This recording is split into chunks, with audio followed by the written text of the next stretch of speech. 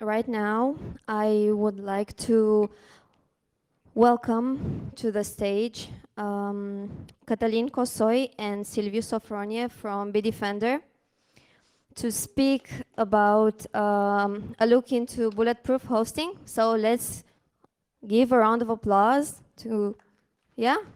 Come on. Good afternoon. I'm Kathleen. This is Silvio. Good afternoon. It works. I know we are a security company.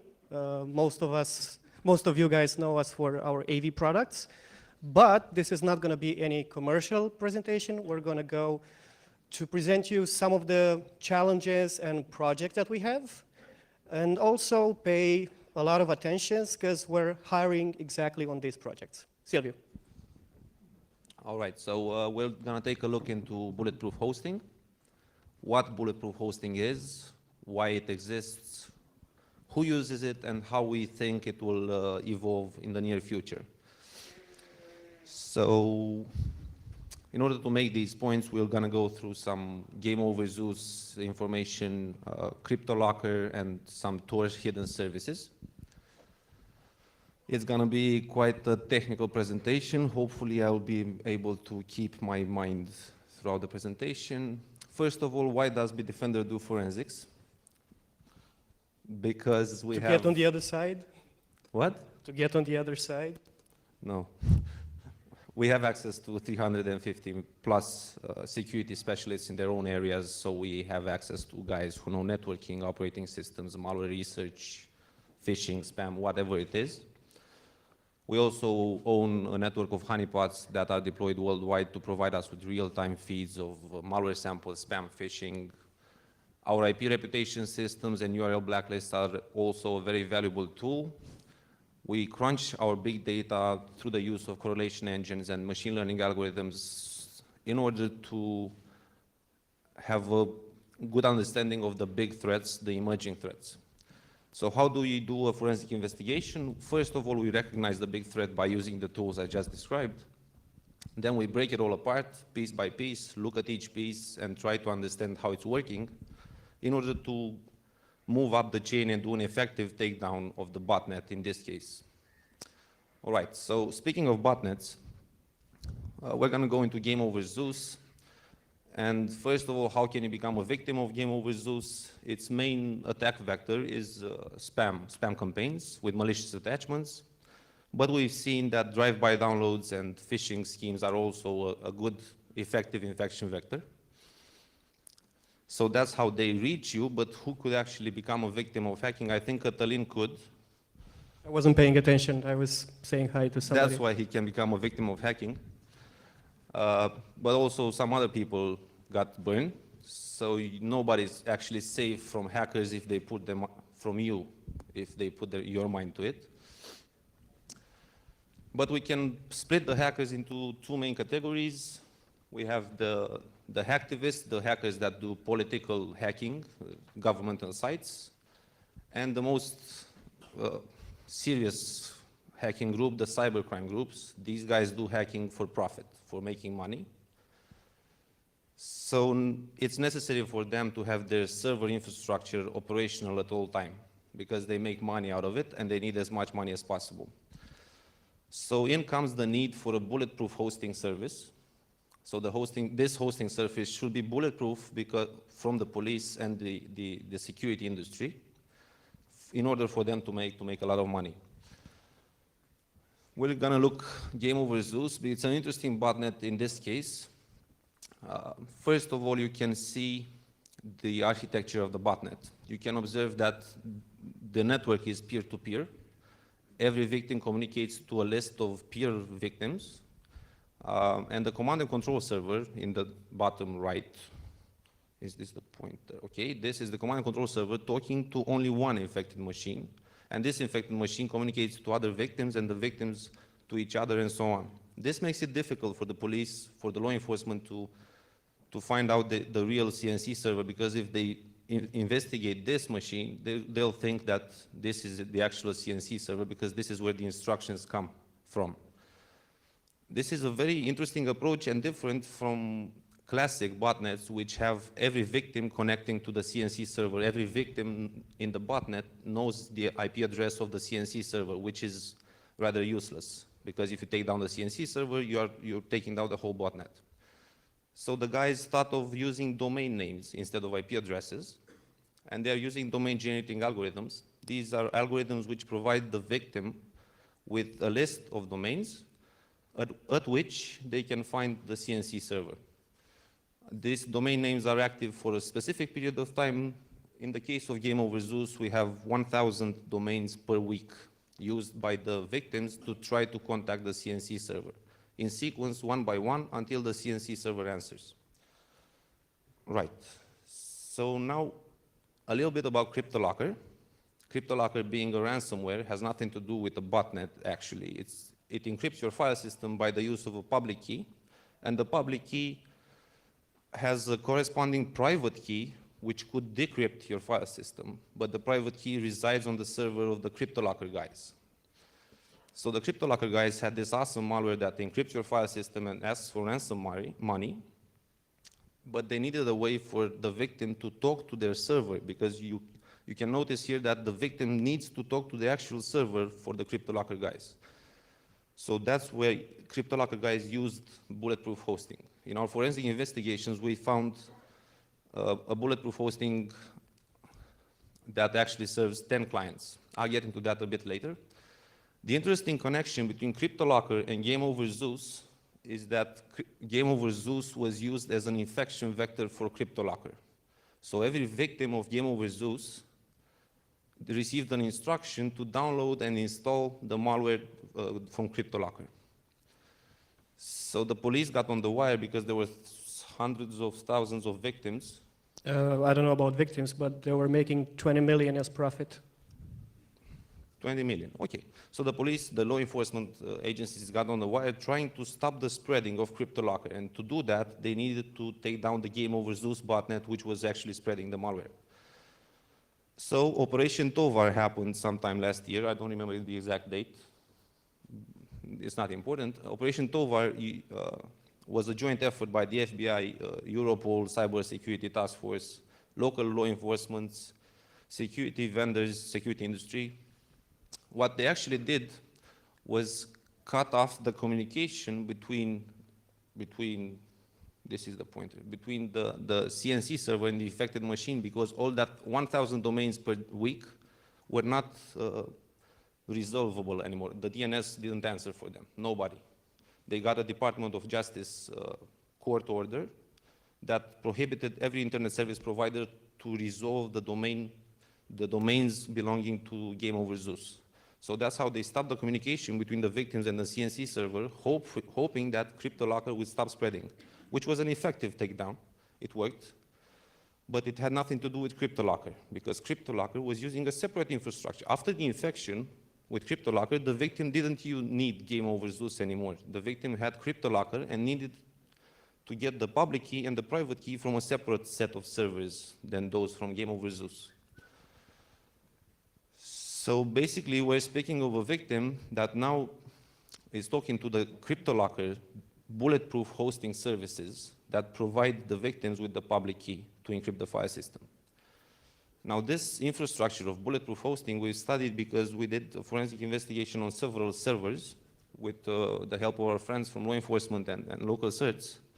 And we've seen that the bulletproof hosting is layered in multiple proxy servers. So we have at least 2 proxy servers which stand behind the victim, between the victim and the actual CryptoLocker server.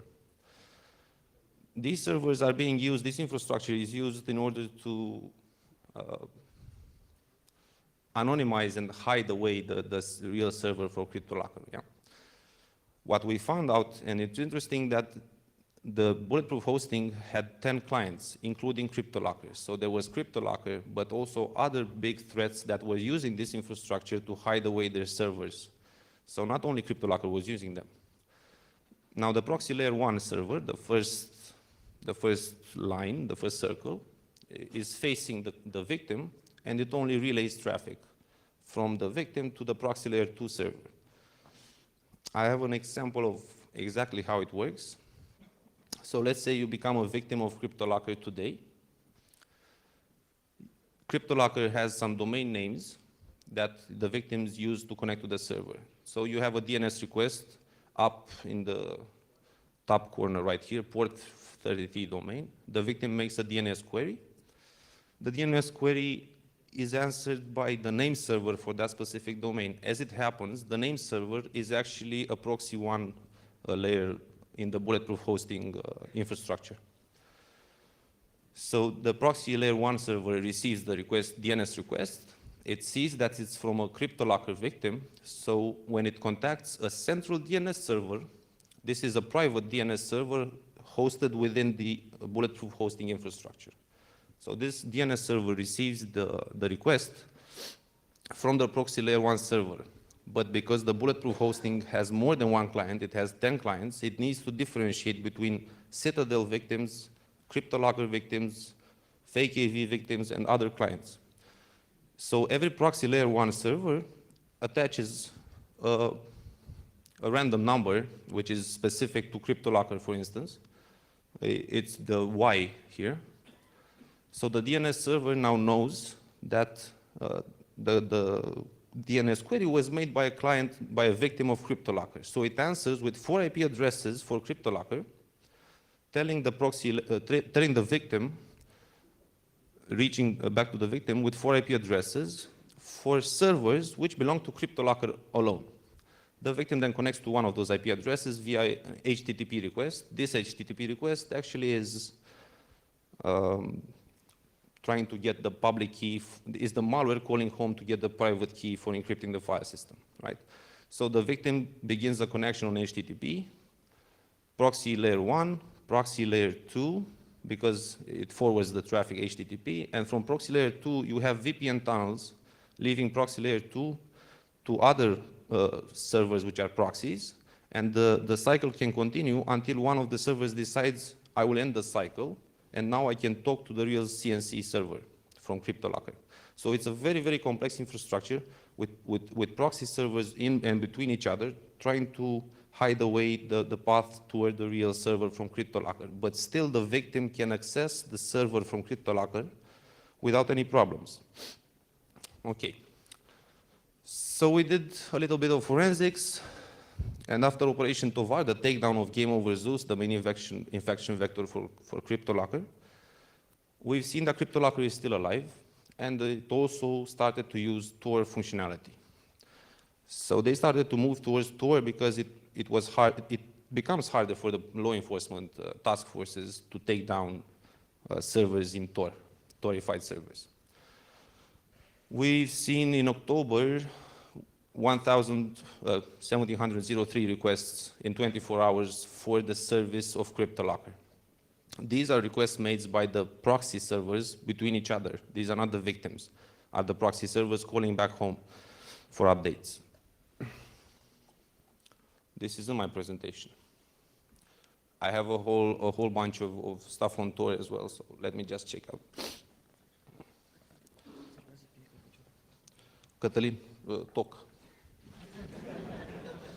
I need to entertain the audience. So who's with me so far? Do you like the presentation? Can I get a woo woo or something? Or you're not that kind of audience? Am I doing it right, Silvio? Sorry, I'm not listening. Yeah, they usually call me here for when there's technical issues, so I can act like a monkey or something. Right. I can go back. Wait a minute. Okay, so we were discussing that bulletproof hosting. Thank you, Cătălin. Welcome, sir. Bulletproof hosting services have moved towards Tor functionality, okay? So let's talk a little bit about Tor and how it works. We'll just take a classic example of a client connecting to a hidden service in Tor. This is done via 7 steps. The first step is for somebody to put online a hidden service. So we look at the bottom of the picture. The hidden service needs to become available in Tor. In order to have a hidden service available in Tor, you need to generate a public-private key pair, then do a full SH1 digest on the public key, After a base 32 encode of the result, you take the first 10 bytes and oh, and behold, it's Facebook core wwwi. It's actually the hidden service for Facebook. So now you have a name for your hidden service in Tor. You now need to go to step 1. Roughly, what happens is the following. The hidden service chooses some introduction points, then talks to a hidden service directory, much like a DNS server. Then the client can go to the hidden service directory and find out about the introduction points that your hidden service has chosen. After that, the client contacts the introduction points and gives them a rendezvous point. A rendezvous point is the point where the hidden service and the client will connect with each other. We'll go through each of it so you'll understand better. After you have found out what your onion name is, like Facebook core wwi.onion, you need to select introduction points. This is done by randomly selecting 3 Tor relays from the consensus. So the consensus is a list of every available relay in the Tor network. Everybody who's a relay in Tor appears in that consensus. Everybody knows that list.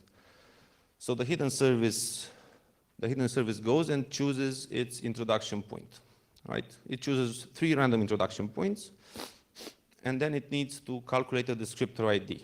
The descriptor ID of the service, the hidden service, is needed because you need to choose a hidden service directory. In Tor network, only 3 hidden service directories know of your service, not everybody.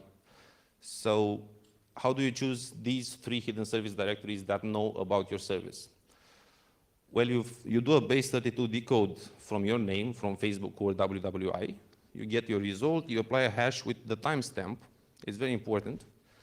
And that is your descriptor ID. This hash with the timestamp is being done because your descriptor ID changes daily. So you have different hidden service directories daily. They change them daily because they want anonymity and privacy.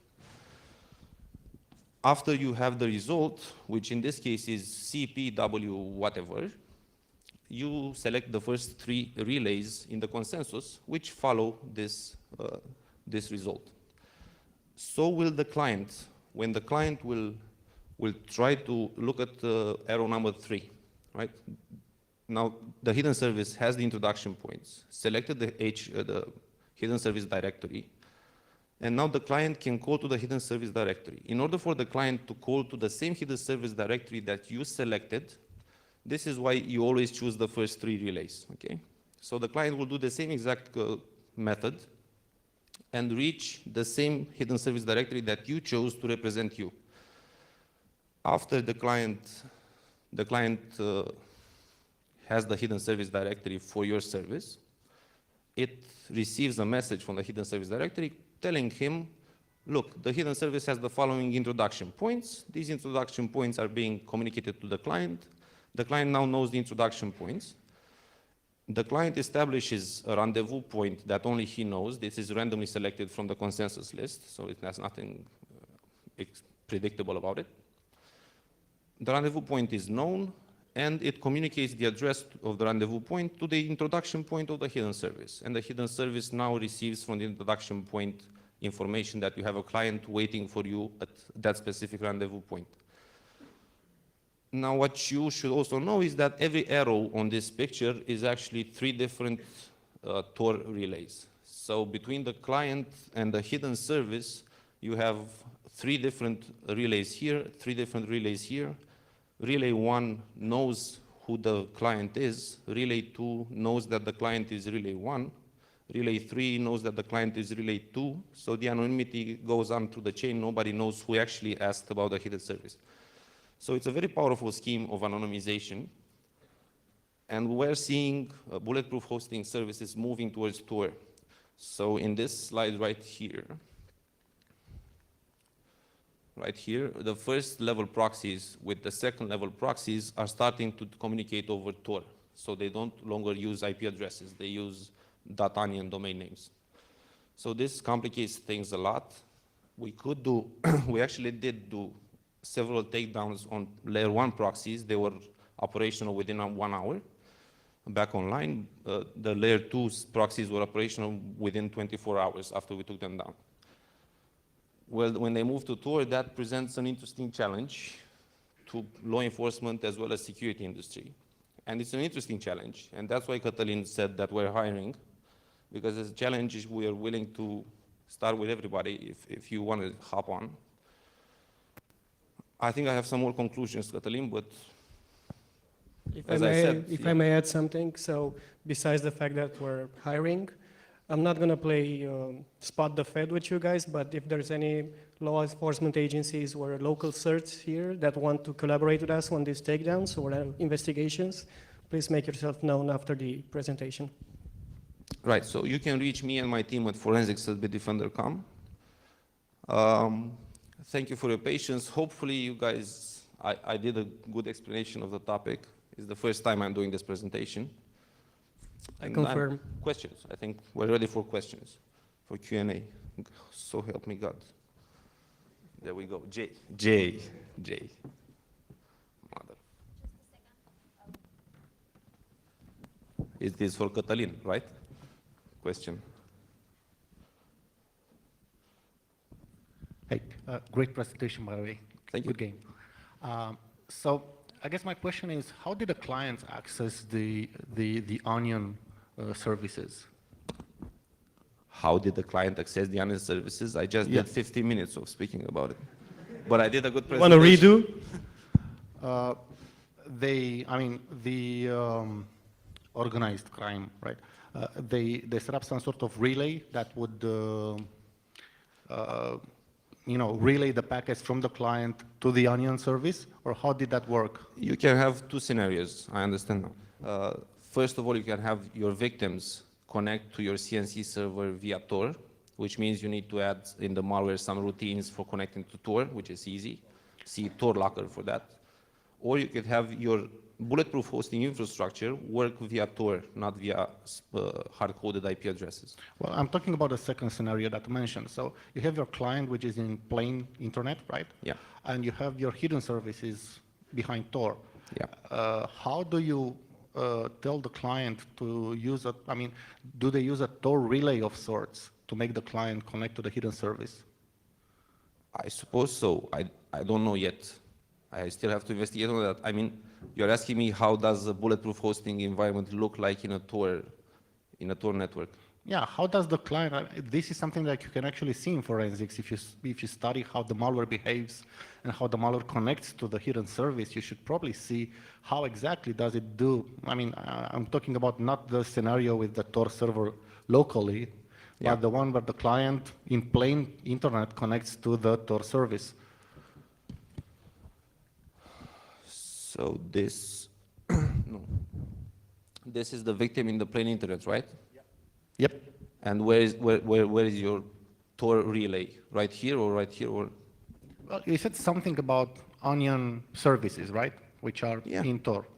So you'll have your proxy one layer be. Okay, so the proxy one is the one that relays the traffic from the client to the Tor service. Yeah. Or you could have the victim have some client of Tor in the malware itself. Okay? Whatever you like. Please choose, Jay. I know you want to get I'm pretty sure they offer full services, so you get to pick. They're pretty expensive. Any other questions? Luciano. Oh my God, I can't see myself. So I have like a question and a follow-up question. The first question is what you are suggesting. So you said you are hiring and you are looking for a solution to this problem. That solution would basically be de-anonymizing Tor, finding a way to de-anonymize hidden services, which if that happens, it endangers the whole Tor network itself, which has legitimate uses for legitimate users to protect activists, journalists. And how do you, I mean, we know like the law enforcement point of view, they just want to like be able to identify hidden Tor services, and we know the privacy activist point of view, which is that they don't want the Tor network. They want the Tor network to be safe. So how do you strike a balance against that as like a security vendor? And if you don't manage to solve this problem, one of the solutions would be basically eventually to identified the Tor client as bad or suspicious or whatever? Is that something that we might end up doing, like in the antivirus industry, like flagging Tor as a potentially unwanted application because you don't really know if it's used as a client legitimately or if it's embedded in malware? So let me see if I understand the question. First of all, if you're hiring guys, what will you have them do with Tor? If we're going to take Tor offline as a privacy tool, no, we're not going to do that. We're going to look into ways of helping clients and users to stop being victims of this bulletproof hosting infrastructures. Once we can map the bulletproof hosting entry points, we could stop users from accessing that. But Cătălin is the one that said we're hiring, so he should answer the question. Why, thank you, sir. Well, let's talk about the balance, I guess. I mean, the balance has been always an issue within the security industry. How do you offer enough security without striking on the privacy thing? The truth is, we actually don't know what would be the good balance. I mean, our main point to solve is to offer clients protection so they won't get infected, lose money, whatever. We're personally not interested into finding out who is the bad guy, we're catching the bad guy. That's the law enforcement agency part of problem. So what would be a good balance? I don't think anyone in this room knows the answer to that question.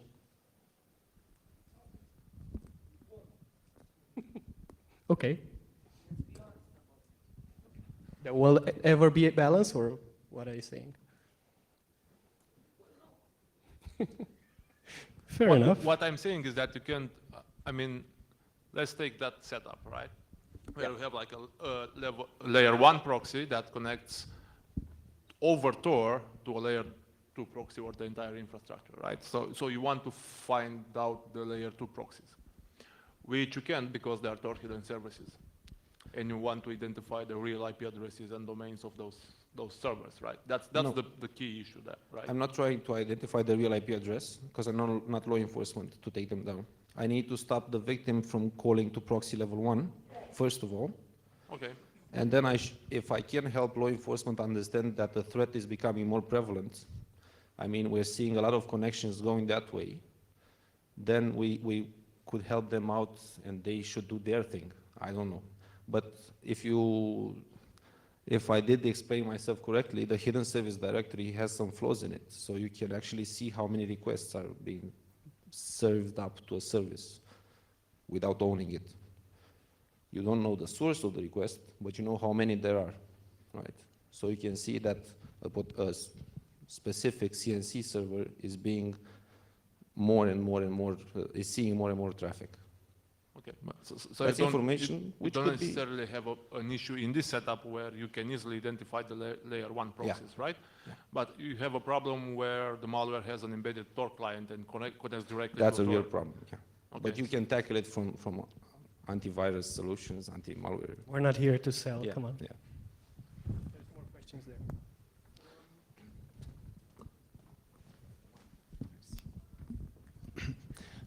I guess you have quite an install base with Bitdefender. Do you ever use information gathered with Bitdefender? Like I know some antiviruses, for example, use unencrypted connections like SMTP, for example, to figure out if email has viruses or something. But do you ever use to gather data on Tor? And besides this, I have one small question. Does Tor hidden service require a public IP? It doesn't, right? Like I can have it in, behind the LAN, right? As long as it connects to the Tor. Thanks. You can be a client in the Tor hidden service from your laptop, but you cannot be a relay if you're not in the public internet. You need to be reachable. And the first question was about monitoring. Getting data with Bitdefender about this type of networks.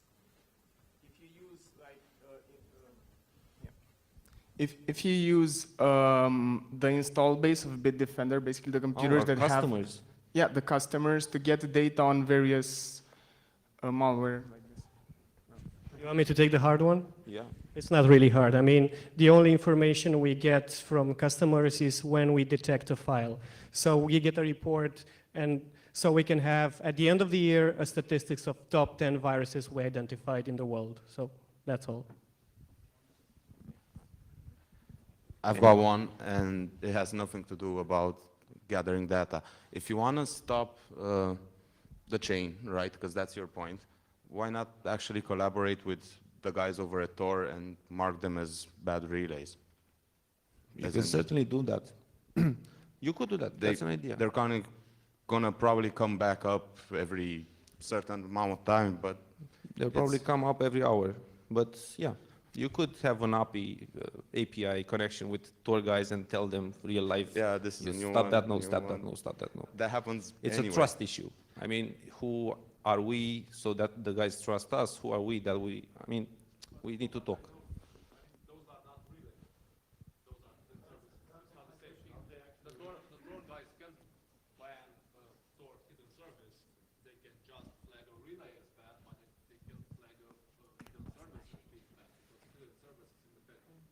You know what will this turn up into if we take this approach? You know the game with the board and ducks coming up and you have to hit them with a hammer and they're all showing up again? That's probably going to happen with taking down parts of the Tor or flagging them.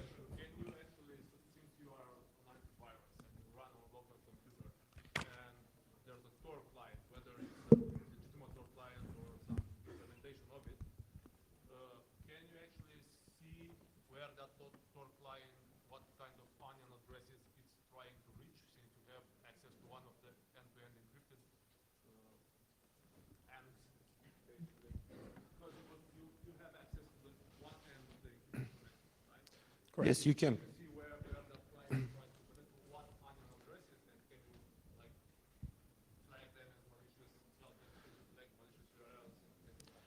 Yeah, so the question was if we have access to the victim as an antivirus solution, if we could see the onion that the victim is trying to access, and the answer is yes. I mean, you can see where it's heading. How do you differentiate which ones are malicious and which aren't? Well, that's a topic of discussion. If you identify, hey, hello. You got the mic again.